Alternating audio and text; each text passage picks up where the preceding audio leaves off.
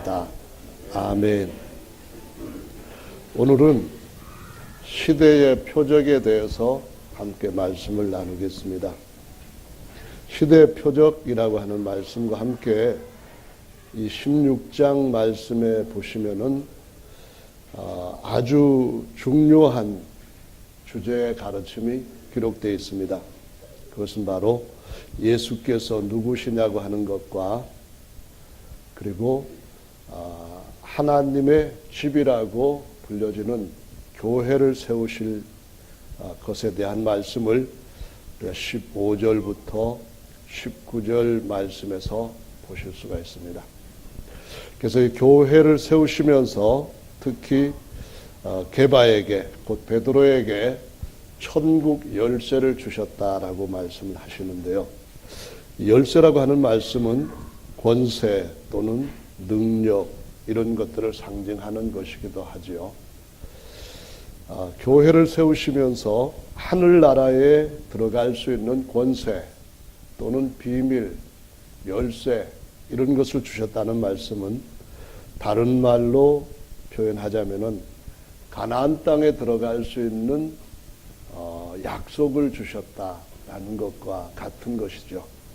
가나안 땅에 들어간다는 것은 땅에 들어가는 것이지만 약속에 들어가는 것임은 동일합니다. 천국 열쇠를 주셨다고 하는 것은 모든 것을 초월하는 그리고 가장 좋은 것들이 있는 진짜 생명의 젖과 또 영원한 극락의 기쁨이 있는 그 나라에 하나님의 모든 권세와 영광과 부요, 능력 이것들을 마음껏 유업으로 얻은 사람들이 누릴 수 있는 그 나라에 들어간다고 하는 것을 의미하는 것인데요. 그런데 들어간다는 약속을 이스라엘 백성들한테 하셨을지라도 그들이 천국은 침노하는 자가 빼앗는다는 말씀처럼 원주민들을 정복해서 그 땅을 취해야 된다고 말씀하고 있습니다.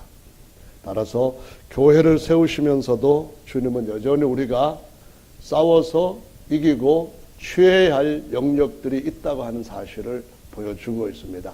싸워서 이겨야 할 대적들이 여전히 우리 앞에 이미 진 전쟁이지만 그래도 버티고 있다고 하는 것을 보여주고 있습니다. 그래서 이 정탐꾼들이 그러한 약속의 땅의 정세를 미리 보고 와서 보고를 하게 되었는데 그들의 보고에 의하면은 이스라엘 백성들로서는 도저히 들어갈 수 없는 그러한 아주 험한 땅이었었습니다. 그럼에도 불구하고 하나님이 그들과 함께 하심으로 그들은 모두가 들어갈 수 있다고 하나님이 몇 번이나 강조하셨던 것을 우리가 볼 수 있고 따라서 우리 모두도 하나님 나라에 넉넉하게 어떤 환경이 우리 앞에 우리와 싸우기 위하여서 대면하든지 상관없이 이길 수 있는 약속, 열쇠를 받은 사람들인 줄로 믿으시기를 바랍니다. 그래서 오늘 저는 정탐꾼이 리포트를 이스라엘 백성들한테 내놓았던 것처럼 하나님 나라에 들어가기 위해서 이 마지막 우리에게 어떻게 침노해서 어떻게 승리를 해야 될 것인가 이 부분에 대한 정보 제공을 하는 것과 같이 오늘 이 말씀을 드리려고 합니다. 우선 예수께 바리새인들과 사두개인들이 요청을 했죠. 그때 당시에 유대교에는 두 개의 종파가 있었습니다. 하나는 보수적인 성향을 띠고 말씀을 어떤 장로들의 강한 유전을 따라서 지키는 바리새인이라고 하는 파들이 있었습니다.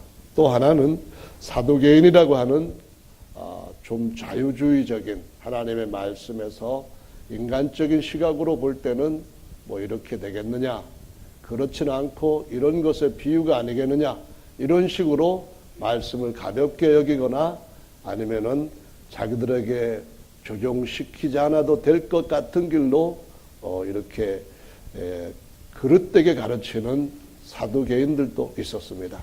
그들 모두가 예수님한테 질문을 했는데 당신이 하늘로부터 왔다는 증거가 되는 표적이 뭡니까? 그걸 보여주시면은 우리 모두가 당신의 말을 믿겠습니다 라고 했죠. 그때 예수님이 하신 말씀은 여느 때와 같이 사람들에게 병을 고쳐주거나 먹을거리를 더 많이 만들어내시거나 아니면 바람을 잠잠케 해주시거나 뭐 이렇게 하는 표적을 말씀하시지 않고 너희가 하늘로서부터 오는 진짜 표적을 구하느냐, 그 표적은 요나의 표적밖에는 너희들한테 보일 것이 없다라고 말씀합니다. 요나의 표적 외에 다른 어떤 표적도, 예를 들어서 3일 동안 죽어서 장례 지냈다가 4일째 가봤더니 냄새가 나는 나사로를 살리는 그런 표적을 주님이 당시에도 죽은 사람들 찾아가서 몇 번이라도 하실 수 있었는데도 불구하고 그 표적은 내가 하늘로부터 왔다고 하는 더 완전한 표적이 될 수 없다고 말씀하시면서 요나의 표적을 말씀하시고 있는 거죠. 그렇다고 예수님이 요나처럼 불순종해서 어디 고기 뱃속에 들어갔다가 나오시는 것은 아니지만 그 요나의 체험을 그림자로 해서 모형으로 해서 주께서 보여주실 진짜 표적이 있는데 이것이 바로 하나님께서 인간들을 이끌어가는 모든 세대에게 보여주실, 모든 세대가 주목해야 할 완전한 표적이라고 말씀하신 것입니다. 그것이 바로 요나의 표적으로서 두 가지 것이 나타납니다. 하나는 요나가 물고기 뱃속에 들어갔다가 3일 만에 죽지 않고 다시 나와서 전도했다는 것이고, 두 번째로는 그 요나의 전도한 회개하라고 하는 음성을 듣고 느느웨 사람들의 왕으로부터 강아지에게 이르기까지 모두가 다 금식을 하면서 회개하였고, 회개하면 용서해 주신다는 약속이 없었는데도 불구하고 하나님의 자비하심에 따라 그 나라가 멸망받을 수밖에 없었던 그 절대절명의 위험 앞에서 구원을 받게 되고 그들이 생존할 수 있게 되었다고 하는 사실을 보여주고 있는 것입니다. 그래서 오늘 이 말씀이 오늘날 우리가 살아가고 있는 이 시대에 주님께서 보여주시는 시대의 표적으로서 어떤 의미를 주고 있는지를 우리 모두가 다시 한번 되새길 수 있는 은혜가 있기를 예수님의 이름으로 축원합니다. 아멘. 먼저 주님께서 표적을 보여주신다는 말씀을 하시면서 이 세대를 가리켜 말씀하시기를 악하고 음란한 세대라는 표현을 썼습니다. 악하고 음란한 세대라고 말씀하시니까 그러면은 어떤 특정한 죄를 짓고 있는 사람들에게만 이 표적을 보여주실 것인가 라는 생각을 하실 수도 있겠습니다. 그러나 요나의 표적이라고 하는 것, 그것의 실체가 되는 예수님의 표적은 어떤 특정한 죄를 짓고 있는 사람에게만 보여주실 표적이 아니고 모든 사람들을 위한, 모든 사람들이 보아야 할 표적이라는 말씀입니다. 그래서 이 악하고 음란한 세대란 바로 어떤 의미인가 하는 것을 올바로 아는 것이 우선 중요합니다. 성경 말씀에 보면은 하나님은 구약 성경에서 여러 곳에서 그리고 신약 성경에서도 참 한 분 하나님, 그분을 신랑으로 여기고 그분을 섬기는 신부 같은 소망 가운데 살아가지 않는 모든 사람들한테 음녀라는 표현을 쓰고 있습니다. 특히 호세아서를 통하여서 이스라엘 백성들이 바알과 다른 신들을 섬겼을 때에 호세아에게 고멜이라고 하는 음녀를 데려다가 장가들게 하시면서 하나님만을 섬겨야 할 하나님의 백성들이 하나님이 아닌 것들을 섬길 때에 음란한 백성이라고 말씀하시는 것을 볼 수가 있습니다. 그래서 하나님을 섬기지 않고 하나님을 떠나서 반대로 신도 아닌 것들을 섬기는 모든 세대에게 주님께서 보여주실 표적이 있다는 겁니다. 그 표적은 어떤 한 개인에게, 한 시대의 사람에게만 적용되는 것이 아니라 모든 세대의 모든 종류의 모든 사람들한테 적용되는 표적이라는 말씀입니다. 이 악하고 음란한 세대라고 말씀할 때에 야고보서에서도 이런 말씀을 합니다. 4장 4절과 5절에 보시면은 간음하는 여자들이여 세상과 벗된 것이 하나님의 원수임을 알지 못하느뇨. 그런즉 누구든지 세상과 벗이 되고자 하는 자는 스스로 하나님과 원수되게 하는 것이니라. 너희가 하나님이 우리 속에 거하게 하신 성령이 시기하기까지 사모한다 하신 말씀을 헛된 줄로 생각하느냐라고 말씀하므로, 하나님께서 말씀하시는 이 세상에 속하여서 세상에서 즐기고 세상적인 것에 소망을 두고 살아가는 모든 사람들, 세상에 대해서 그 인생을 그냥 그대로 신탁하고 살아가는 모든 사람들에게 하나님께서 자기 형상으로 지으시고 하나님께서 장차 자기의 신부로 세우시려고 하신 그 시각으로 보실 때에 정말 시기하고 질투하시며까지 그들한테 악하고 음란하다고 말씀하신다는 것입니다. 주님께서 십계명을 주실 때에 나 외에 다른 신을 섬기지 말라 하시면서 덧붙이신 말씀은 나는 질투하는 하나님이라고 말씀하시는 것입니다. 오늘날 우리가 살고 있는 이 시대에 하나님을 섬기는 사람들이 있습니다. 하지만은 하나님을 섬기지 않는 많은 사람들이 있습니다.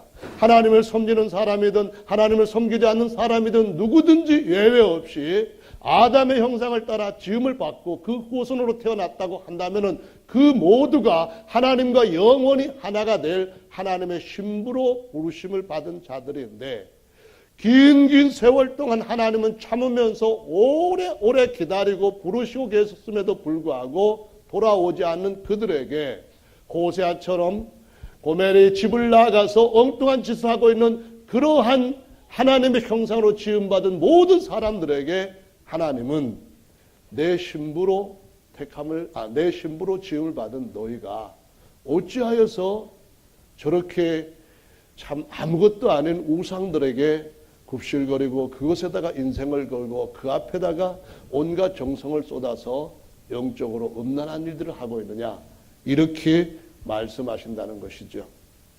이 말씀은 에베소서에 가서 보시면은 좀 더 명확하게 그 정체를 드러내고 있습니다. 에베소서 2장에 가서 보시면은 1절로 7절에 이렇게 말씀합니다. 너희의 허물과 죄로 죽었던 너희를 살리셨도다. 그때 너희가 그 가운데서 행하여 이 세상 풍속을 쫓고 공중의 권세 잡은 자를 따랐으니 곧 지금 불순종의 아들들 가운데서 역사하는 영이라.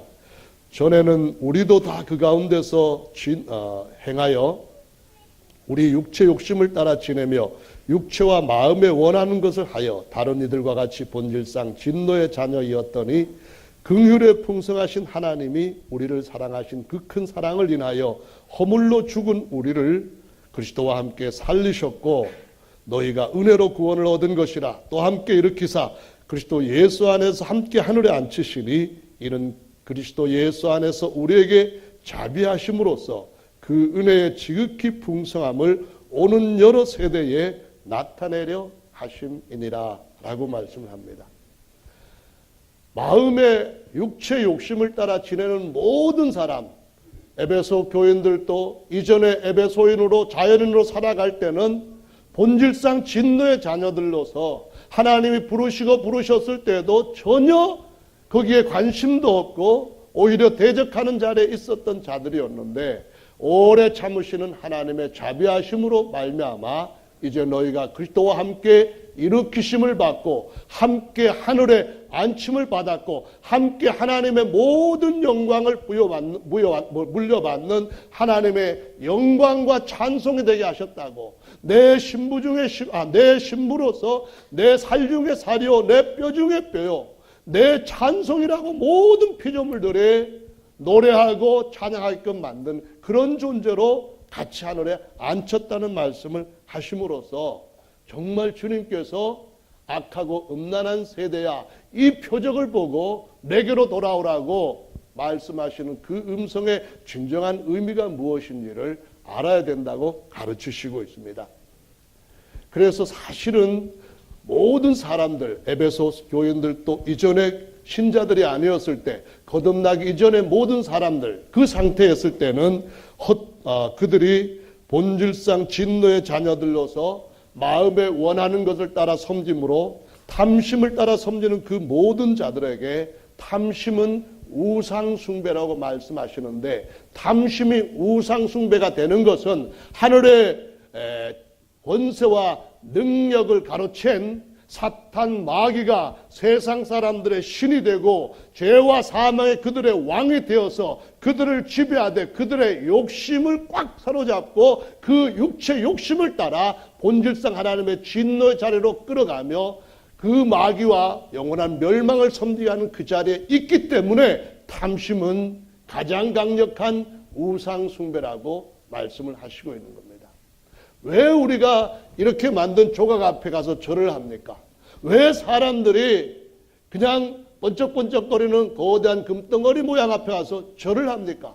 그 모두가 마음속에는 근본적으로 탐심이 작용하고 있기 때문이며, 그 탐심의 뒤에는 그것을 딱 사로잡고 조정하는 세상신 마귀와 죄와 사망이 다스리고 그로 이끌어가고 있기 때문에 그런 것이라고 말씀합니다. 그러므로 모든 세대가 보아야 할 시대의 표적이 있습니다. 그 표적이 뭔가요? 요나가 3일 밤낮 물고기 뱃속에 들어가 있다가 나왔다는 겁니다. 예수님은 죄 없이 죄를 대신 짊어지시고 마치 요나처럼 불순종하는 자리에까지 들어가셔서 우리를 대신하셨지만, 오늘날 이 시대에 모든 세대들에게 주님이 보여주시고자 하시는 것은 요나처럼 지금 불순종하는 자리에서부터 나와서, 요나처럼 죽을 수밖에 없는 그 자리에서부터 나와서 졸고 있는 자들이 아닌 죽은 자들에게 일어나 빛을 발하라고 주님이 우리에게 이 표적을 보여줄 것 중에서 하나밖에 없는 유일한 진짜 표적이라고 말씀하시고 있는 것입니다. 에베소서 5장 14절에 이러므로 이르기를 잠자는 자여 깨어서 죽은 자들 가운데서 일어나라, 그리스도께서 내게 빛이리라 하셨느니라 라고 말씀하십니다. 무슨 말씀입니까? 요나처럼 자신의 욕심을 따라 민족의 이익을 따라 거절하고 갔지만은 하나님의 뜻이 더 온전하다는 걸 알고 자신의 앞길은 영원히 자신과 함께하는 사람들이 물속에 빠져가는 멸망이라는 사실을 알고 거기에서부터 하나님 앞에 회개하고 돌이켜서 나와 죽은 자들에게 일어나 빛을 발하는 것이 이 시대의 표적이라고 말씀하시는 것입니다. 죽은 자가 누굽니까? 죄를 지으면은 겉사람은 천년 안에 죽습니다. 속사람 영은 그 시로 죽습니다. 죽은 자들로 죽은 자를 장사하게 하고 너는 나를 따르라고 주님이 어떤 제자에게 말씀하신 그것처럼 모든 사람들, 세상에 속해 있는 죄악 가운데서 벗어나지 못하는 모든 사람들이 그 영이 죽은 상태에 있기 때문에 그들에게 예수님처럼 무엇인가 보여줄 수 있는 사람들이 있어야 되는데, 그들에게 요나처럼 죽은 자들에게 일어나 빛을 발할 수 있는 사람들이 있어야 되는데, 이 마지막 세대에 주님께서 요구하는 이 표적을 보여줄 수 있는 사람들이 누구냐고 말씀하시면서 사두개인이든 바리새인이든 이방인이든 헬라인이든 예외 없이 다 이 표적을 보라고 말씀하시는 것입니다. 그런데 여러분, 우리가 바로 이 표적을 보고 이 시대를 살아간다면은 주님이 다시 오실 때에 그 어떤 일이 우리 앞에 일어나든지 상관없이 넉넉하게 약속의 땅에 들어갈 수 있을 줄로 믿으시기를 바랍니다. 요한복음이 아니라 마태복음 12장 말씀에 보시면은 38절 말씀부터 42절에 요나의 표적에 대한 설명이 이미 나와 있습니다. 38절에 보시면 그때 서기관과 바리새인 중 몇 사람이 말하되 선생님이여 우리에게 표적 보여주시기를 원하나이다. 예수께서 대답하여 가라사대 악하고 음란한 세대가 표적을 구하나 선지자 요나의 표적밖에는 보일 표적이 없느니라. 요나가 밤낮 사흘을 큰 물고기 뱃속에 있었던 것과 같이 인자도 밤낮 사흘을 땅속에 있으리라. 심판 때에 느헤 사람들이 일어나 이 세대 사람을 정죄하리니 이는 그들이 요나의 전도를 듣고 회개하였음이오니와 요나보다 더 큰 이가 여기 있으며 심판 때에 남방 여왕이 일어나 이 세대 사람을 정죄하리니 이는 그가 솔로몬의 지혜로운 말을 들으려고 땅 끝에서 왔음이오니와 솔로몬보다 더 큰 이가 여기 있느니라. 근데 여러분, 마태복음 16장의 이 표적은 마태복음 12장에서 이미 요나가 하나님 말씀을 따르면서 그의 삶이 조금씩 변화되기 시작하고, 그 변화의 첫 번째는 죽은 자들 가운데서 일어나 빛을 발하라는 이 삶을 살기 시작했다는 것이죠. 그 말을 듣고 회개하였던 니느웨 사람들이 이제 주께서 오실 때, 이 마지막 심판 때에 다시 한번 일어나서 당신들 왜 그 표적을 보지 않았소? 당신들 심판받는 것에 대해서 어떻게 입이 있어도 말을 하지 못하도록 그런 삶을 살았소? 이렇게 정죄할 거라고 말씀합니다. 오늘날 우리가 이 시대에 요나와 같이 그 표적을 보여줄 수 있는 표적의 사람들로 살게 되기를 예수님의 이름으로 축원합니다.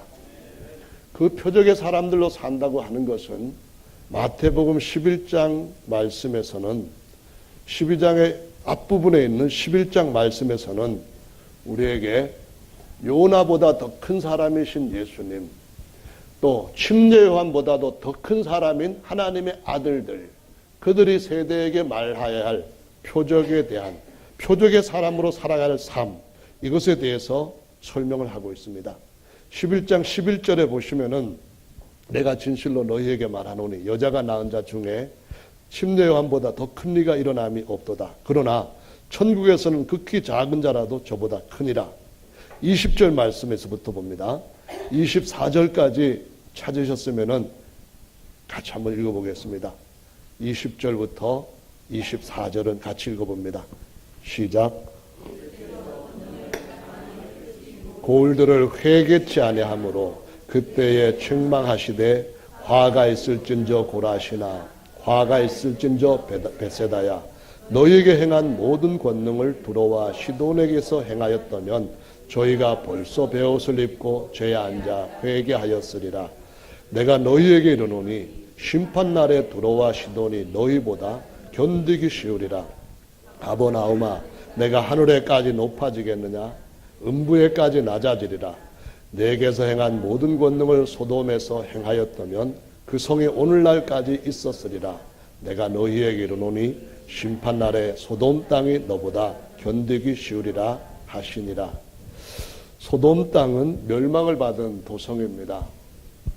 멸망을 받은 도성이 견디기 쉽고 엄청난 기적을 체험했던 베세다와 고라신 가버나움이 견디기 어려울 것이다 하는 말씀은 우리 하나님을 믿고 거듭나서 이 시대에 정말 주님이 오실 때 영광 중에 나타날 것을 기다리고 있는 우리 모두에게는 굉장히 중요한 의미를 담고 있는 말씀입니다. 주님께서 그 마태복음 11장 11절에 침례 요한이 여자가 낳은 자 중에 가장 큰 자라는 말씀하시면서 이어서 20절에 이 고라신, 벳세다, 가버나움의 기적에 대해서 말씀을 하실 때 이 가버나움, 고라신, 벳세다 이 지역의 기적들은 요한복음 6장에 있는 기적들을 얘기하고 있는 겁니다. 똑같은 얘기예요. 많은 사람들, 남자만 5,000명, 여자까지 하면은 10,000명이 넘는 사람들이 기적을 체험하는데, 이들이 기적을 체험하는 것이 그냥 죄 가운데 살면서 기적을 체험하는 것은 전혀 아닙니다. 믿음이 없을 때 기적을 체험하는 것도 역시 전혀 아닙니다. 이들은 이미 어떤 회개를 했는데 그 회개에서 더 나아가 구약의 침례 요한이 얘기하던 그런 회개가 아니라 신약에서 주님께서 요구하시는, 하나님께서 영원히 우리를 영광 가운데 세울 수 있는 그 표적본 회개를 요구하시는 것입니다. 그 표적본 회개라고 하는 것은 사람이 그리스도 예수께서 하신 것처럼 진짜 죽고 그 요나처럼, 그 예수님처럼 묻혀지고 거기에서부터 새로운 사람으로, 하늘의 사람으로, 땅에 속한 사람 중에서 가장 큰 사람보다도 비교할 수 없을 정도로 월등히 존귀하고 영광스러운 사람으로 살아가는 그런 신약의 성도들로서 마땅히 보아야 할 회개와 표적에 대해서 말씀하시는 것입니다. 이건 정말로 놀라운 표적입니다. 이건 정말로 주님께서 모든 세대의 모든 사람들에게 보여주시고자 하시는 표적입니다.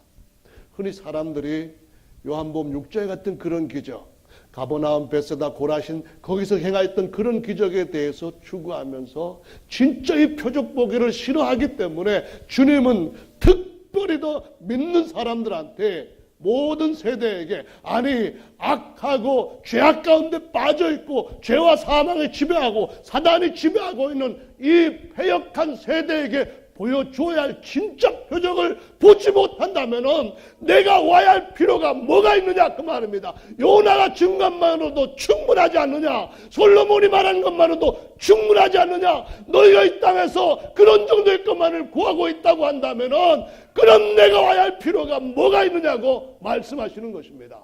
주님이 우리 모든 세대에게 보여주시고자 하시는 표적은 바로 죽어서 주님께서 주시는 그 영광에 참여할 수 있는, 하나님께서 영원 전부터 예비하셨던 그 목적, 그 인간의 최고의 가치, 인간의 가장 존엄함과 영광스러움, 고귀함 가운데 들어갈 수 있도록 하시는 그 표적을 보아라는 것입니다.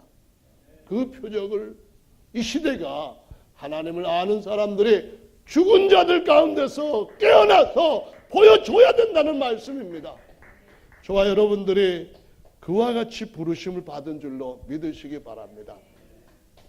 누가복음 7장의 말씀에서는 마태복음 11장처럼 11장 11절에 침례요한 얘기, 여자가 낳은 자 중에 가장 큰 사람, 그러나 천국에서 가장 작은 사람보다는 작은 사람, 이 말씀을 하시면서 누가복음 7장 28절로 29절 말씀까지 한번 같이 읽어보겠습니다.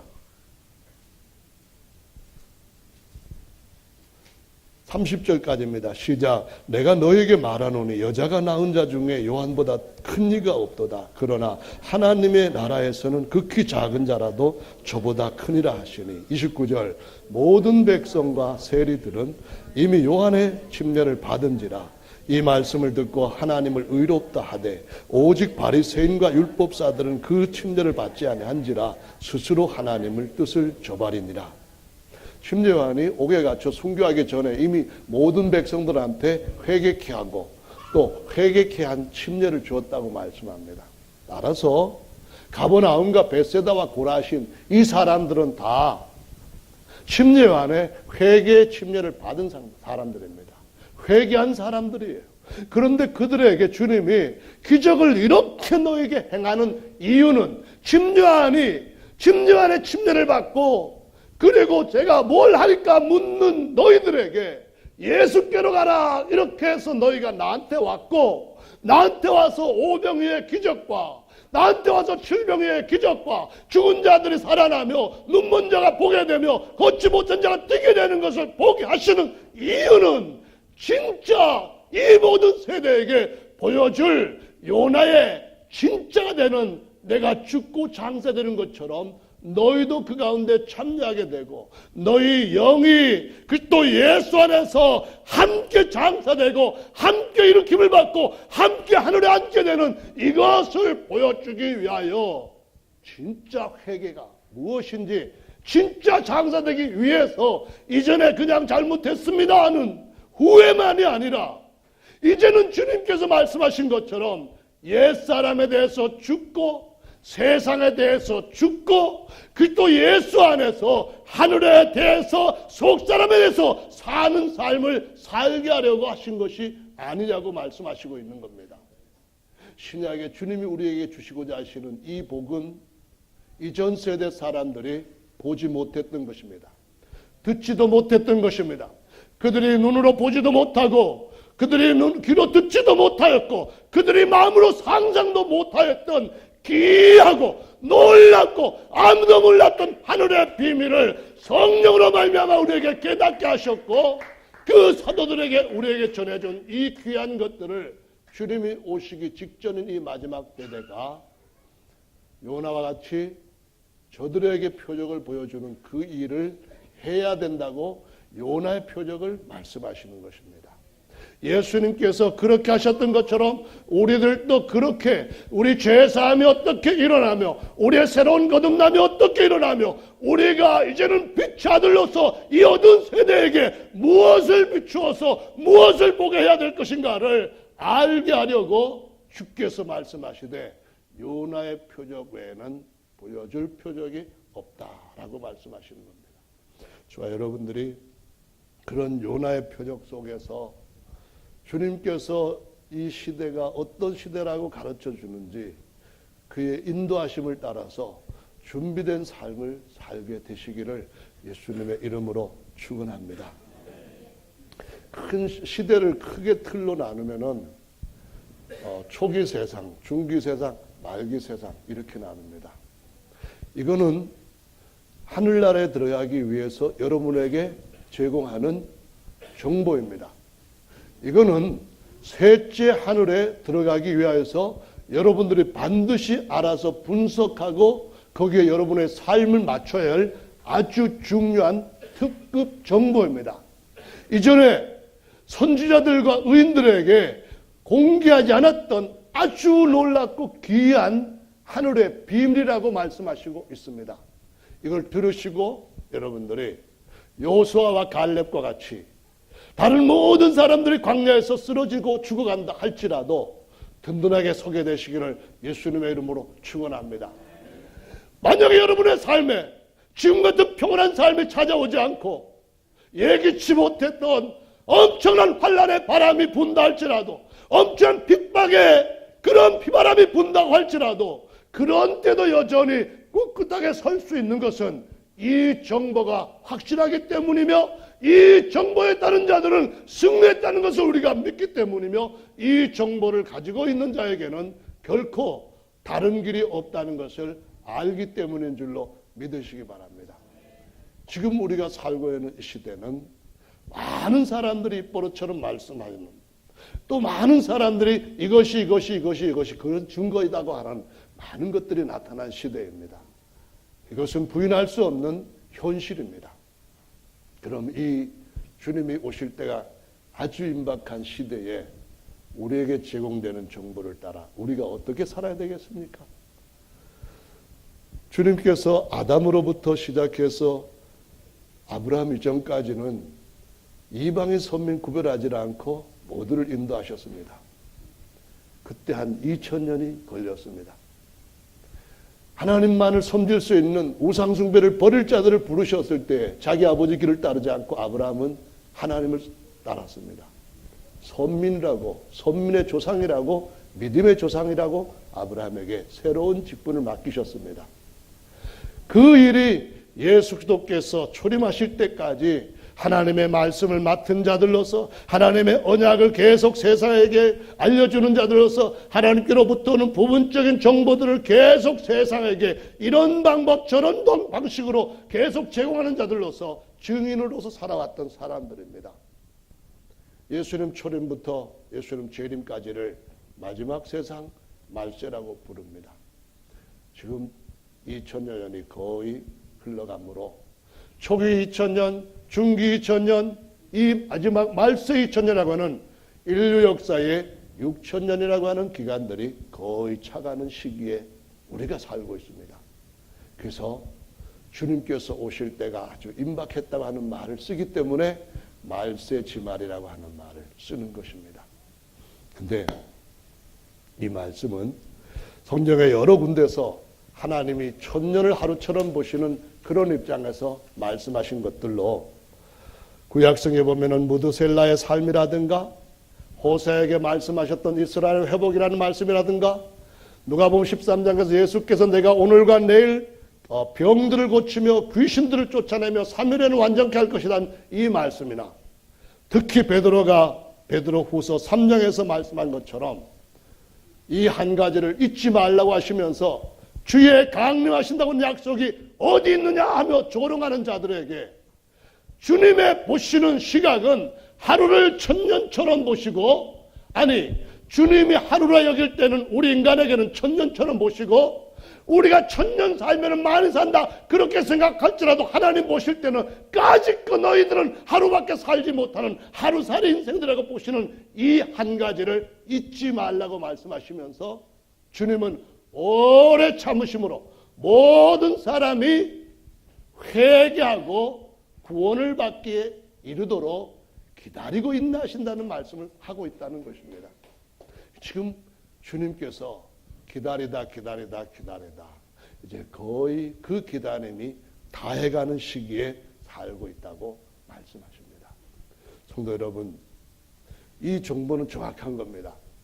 그렇기 때문에 지금 우리가 살고 있는 이 시점에서 내가 여기 존재하고 있는 한 인간이라고 생각한다면 그 정보를 바꾸려고 하는 생각하기보다는 정보에 맞게 이 삶을 맞추는 것이 지혜가 있는 줄로 믿으시기 바랍니다. 천지는 없어질지라도 주의 말씀은 떨어지지 않는다고 말씀하신 그 말씀이 옳다는 것을 어느 날 인정하게 될 것입니다. 우리가 그 말씀이 옳다는 것을 인정하게 되는 날 어디에서 인정할 것입니까? 하나님의 의로운 심판대 앞에서 하나님의 주실 그 모든 것들을 유업으로 받을 하나님의 후사의 자리에서 인정할 것입니까? 아니면은 내가 왜 그랬지? 내가 그때 그렇게 하지 말았어야 되는데, 내가 그때 정신을 차렸어야 되는데, 내가 그때 바른 길로 방향을 바꾸었어야 되는데, 후회하면서 이를 갈면서 거기에서 인정할 것입니까? 어디에선가는 우리가 주의 말씀은 하나도 떨어지지 않고 그대로 이룰 것이라고 인정한 날이 반드시 옵니다. 그날 저와 여러분들이 영광과 영원한 승리 가운데서 주님 품에 안기게 되기를 예수님의 이름으로 축원합니다. 현장에는 또 다른 때에 대한 정보가 있습니다. 다니엘서 9장에서 다니엘이 석 주 동안 금식하면서 하나님 앞에 받은 정보입니다. 사탄 마귀와 그 떼거리들이 그 정보를 다니엘에게 알리지 못하도록 가브리엘 천사를 막고 계속해서 지연시켰다가 계속 기도했을 때 비로소 가브리엘 천사가 승리하고 다니엘에게 21일 만에 가져다 준 정보가 있습니다. 그 정보에 의하면은 하나님이 예루살렘과 이스라엘 백성들을 위하여서 예루살렘 성을 위하여서 7번이 아니 7이라고 하는 기간이 70번 계속될 7의 70번 기간을 하나님께서 정하셨다고 말씀을 하셨습니다. 그래서 그 7의 7번 기간이 정해진 그 정보는 다니엘서 9장의 24절부터 27절에 기록이 되어 있습니다. 그 정보에 대한 것들을 여러분들이 잘 분석하신다면 영원한 복을 얻을 것이고 영원한 하나님의 유업을 이을 자로 세워지는 데에 아주 큰 혜택을 받게 될 줄로 믿으시기 바랍니다. 정보화 시대에 말 그대로 정보 전쟁을 하고 있는 것 같은 이러한 시대에 저와 여러분들이 살고 있다는 것은 의심의 여지가 없습니다. 근데 어떤 정보는 말 그대로 가치가 없는 정보일 수도 있고 역정보일 수도 있습니다. 찌라시에서 나온 것일 수도 있습니다. 아닌데도 진짜인 것처럼 속여서 파는 정보도 있습니다. 하지만 성경에 기록되어 있는 이 정보를 정확하게 분석하고 정확하게 거기에 삶을 맞춘다고 한다면 이거는 정말 여러분 모두에게 왕대박이 되는 진짜 귀한 정보인 줄로 믿으시기 바랍니다. 아멘. 이 기간은 7번이 7이라고 하는 것이 70번 되어 있는데 시작점은 바벨론에 의해서 남쪽 유다가 망할 때 성도 망해버렸습니다. 그 성벽도 다 무너졌는데 성벽을 제공하라고 하는 명령이 떨어질 때부터 7번의 7이 지나간다고 합니다. 7년이 지나간다는 말이에요. 49년이 지난다는 거죠. 그렇게 해서 한 부분, 한 파트가 딱 지나가는 걸 보거든 두 번째 파트가 이르는 것을 기대하라는 겁니다. 바로 이어서 메시아가 끊어질 때까지 62번의 기간이 지날 것이라 말씀하셨습니다.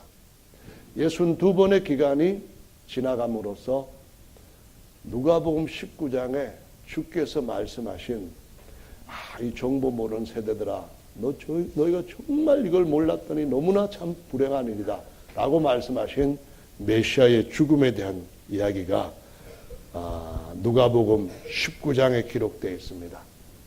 이 표적이 뭔가요? 메시아의 죽음이 뭔가요? 요나의 표적입니다. 메시아의 죽음이 뭔가요?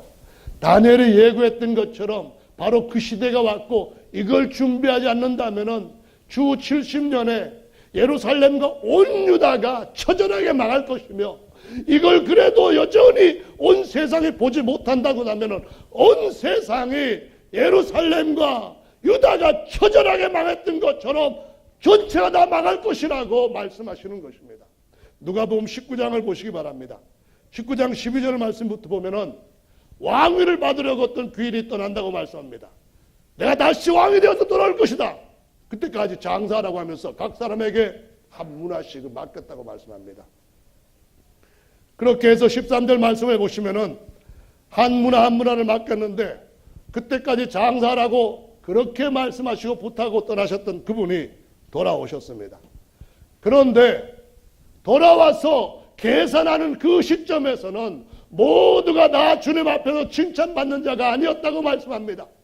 문화를 받은 사람들은 세상에 주님을 알지 못하는 사람들이 아니라 주님의 진리의 말씀을 알지 못하는 사람들이 아니라 물과 성령으로 거듭나고 참된 진리 말씀을 아는 사람들이었는데도 불구하고 장사를 제대로 하지 못해서 주님이 오셨을 때에 주님께서 그를 바깥 어두운 데 내쫓는 자가 되었다는 말씀을 하시고 있는 겁니다. 27절에 보면은 나의 왕됨을 원치 아니하던 저 원수들을 이리로 끌어다가 내 앞에서 죽이라 하였느니라. 보십시오.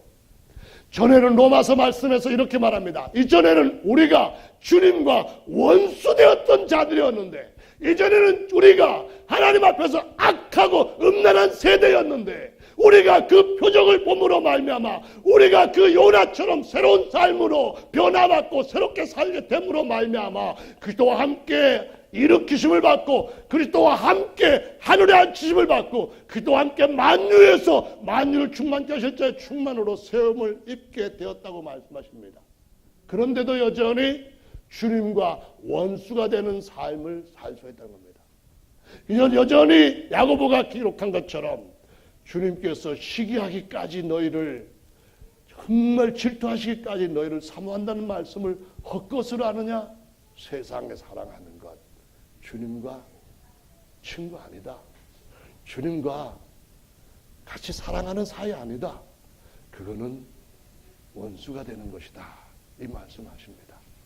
성도 여러분 19장에 그 말씀하시고 19장 27절에 그 말씀하시고 19장 30절에 보면 이런 말씀합니다.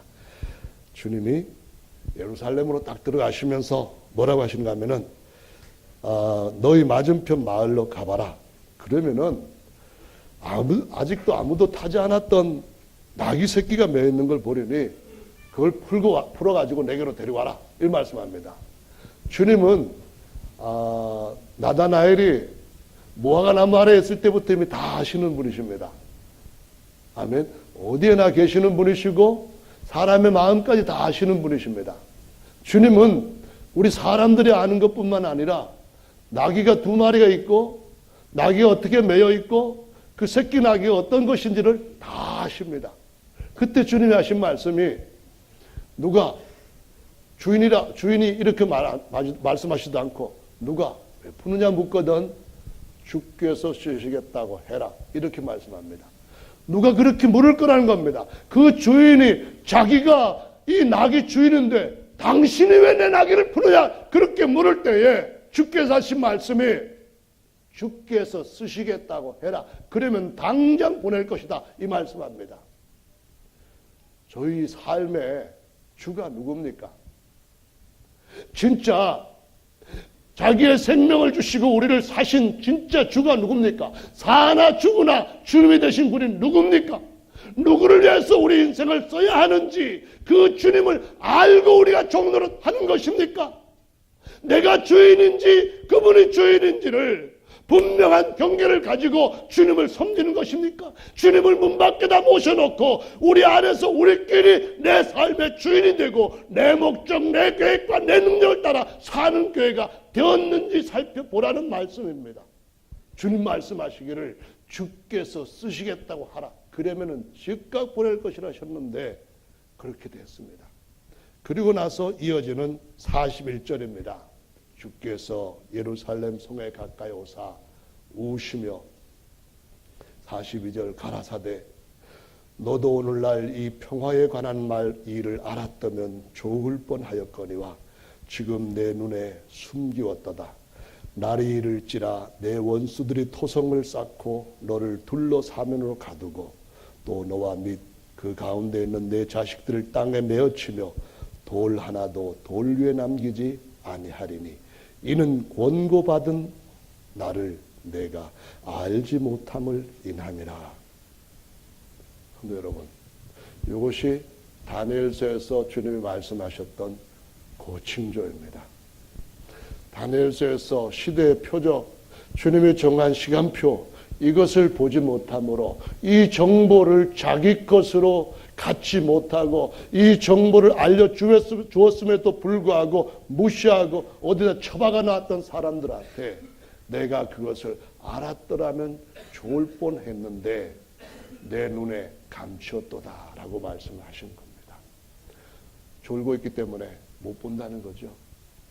성도 여러분, 이 마지막 시대를 살아가는 저와 여러분들이 정말 주님께서 그 표적 보여주시는 대로 그 안에서 요나처럼 표적을 보이는 삶으로 살아가게 되기를 예수님의 이름으로 축원합니다.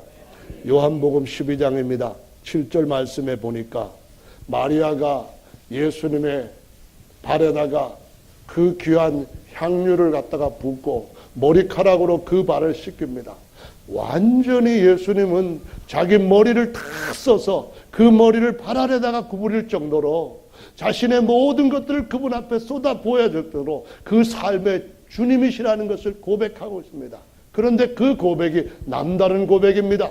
그 고백이 단지 하나님께 드리는 그 고백이 아니라 그 고백이야말로 이분이 내 모든 죄를 대신 짊어지시고 요나처럼 그 무덤에 갇히셨다가 이분이 다시 날 위하여서 함께 일으킴을 위하여 함께 높임을 받게 하시기 위하여 이렇게 낮아지시려고 하신 분이시구나 하는 걸 알고 그분 앞에 향유 그 값비싼 거를 그냥 주저없이 붓고 머리카락 긴 걸 풀어가지고 그 발을 눈물로 씻기는 것을 보여주는 겁니다. 제자들이 이 뭐하는 짓이냐고 그 마리아에게 뭐라고 막 책망을 합니다. 주님 하신 말씀이 가만두어라. 저가 나의 장사될 날을 위하여 준비한 것이다 라고 말씀합니다. 최고의 표적입니다. 모든 세대에게 보여주시고자 하시는 최고의 표적입니다. 홍해 바다를 통해서도 그 표적 보여주시기를 원하셨고 예수 그리스도께서 친히 아담에게 이 가죽옷 입혀주시는 그때부터 이미 이 표적 보여주시기를 원하셨고 오늘날 모든 세대에게도 여전히 그 표적은 주님 오실 때까지 너의 죄인된 겉사람 벗어버리고 그래야 내가 입혀줄 수 있는 하나님의 영광의 옷을 입을 수 있다고 보여주시는 진짜 표적인 줄로 믿으시기 바랍니다. 무화과 나무잎처럼 세상에서 육체에 걸쳐있는 그것 가지고 가려졌다고 수치 가려졌다고 생각하지 말고 아예 그분을 알고 그 모든 수치를 벗겨버리고 아담보다도 더 존귀한 천사보다도 더 영광스러운 예수 그리스도의 부활의 영광 옷을 입기 위하여서 이 표적 보라고 말씀하시는 것인 줄 믿으시기 바랍니다.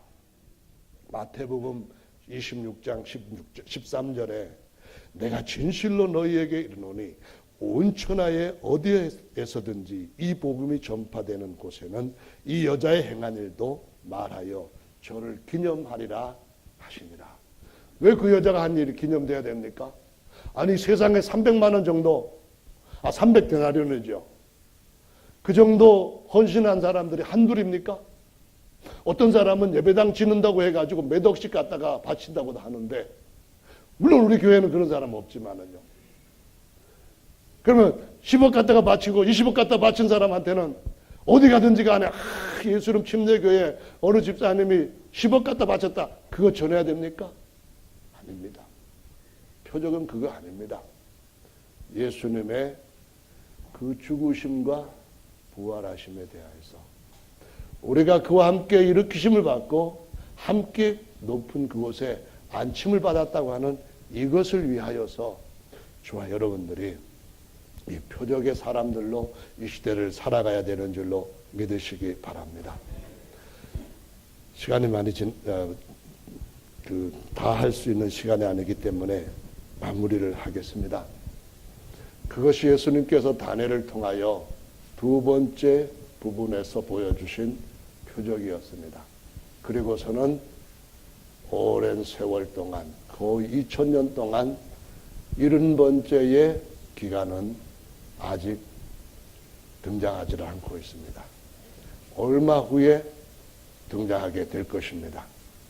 얼마 후에 등장되는 날, 거기에는 가짜 그리스도가 온 세상의 환영을 받고 일어날 것이고, 그때는 참 그리스도를 믿는 그분의 다시 오심을 기다리는 준비하는 자들에게는 엄청난 시련의 때가 올 것입니다.